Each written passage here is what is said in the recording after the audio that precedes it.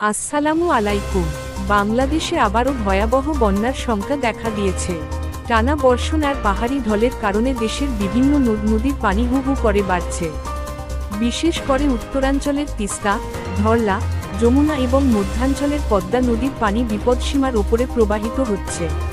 লালমনিরহাট, কুড়িগ্রাম, গাইবান্ধা, বগুড়া ও জামালপুরের নিম্নাঞ্চল ইতোমধ্যেই প্লাবিত হতে শুরু করেছে।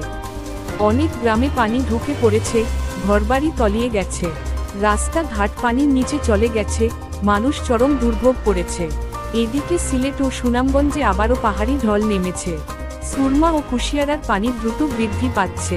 নতুন করে নিম্নাঞ্চল প্লাবিত হওয়ার আশঙ্কা তৈরি হয়েছে। বরিশাল ও খুলনা বিভাগের উপকূলীয় এলাকাগুলোতে অতি ভারী বর্ষণের পূর্বাভাস রয়েছে। নদ নদীর পানি বৃদ্ধির পাশাপাশি নদীভাঙন শুরু হয়েছে। বন্ধুরা, দেরি না করে এখনই সতর্ক হন। স্থানীয় প্রশাসনের নির্দেশনা মেনে চলুন। যদি আপনার এলাকা ঝুঁকিপূর্ণ হয়, তাহলে দ্রুত উঁচু স্থানে সরে যান। প্রয়োজনীয় জিনিসপত্র আগে থেকেই প্রস্তুত রাখুন। এখনই আবহাওয়ার খোঁজ রাখুন এবং পরিবারের সবাইকে সতর্ক করুন। আসুন, আমরা নিজেরা সচেতন হই এবং অন্যদেরও সচেতন করি।